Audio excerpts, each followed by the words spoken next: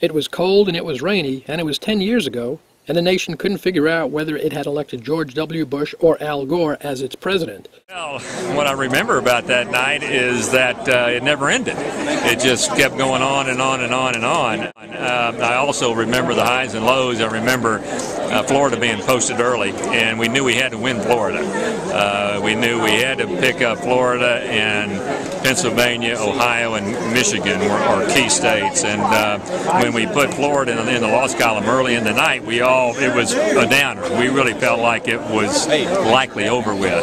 And then, of course, Florida was pulled out of the win column and put into the undecided column, and then that led to an amazing night. I mean, I remember calling Katherine Harris at 2 o'clock in the morning, who was the then Secretary of State in Florida, finding her at her house and asking her the question if she knew what was going on, because Florida was still in play and everybody was looking at Florida for a vote count and didn't have a vote count. I was with the then governor of Florida, Jeb Bush, and he was trying to get the information. He couldn't get it, but it was an amazing night. I mean, I got a call from Bill Daley early in the evening, who was a great friend of mine, but he was pretty early when he said, well, the vice president was ready to call the governor, Governor Bush, and concede, but he needed to talk to the family for a few minutes, and so I immediately called the governor and said, well, the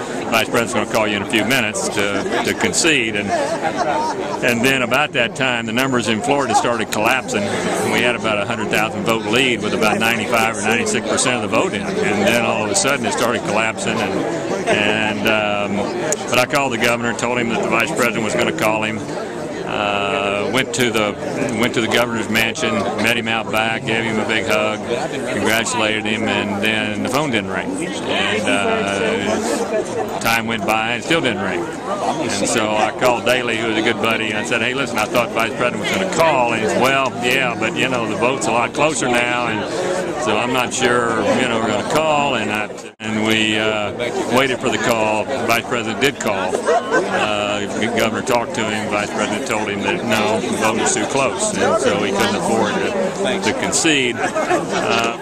Frustration started piling up because we couldn't get a number out of Florida. It was clear we weren't going to decide it that night, and so I went out onto the platform there on Congress and made the announcement that we were confident we were going to win, but it was going to be decided. It would be decided at a later date. There's a lot. It was 10 years ago. An incredible amount of things have happened since then. Does it seem like it was just yesterday, or does it seem like a long time ago? No, it seemed like it was yesterday.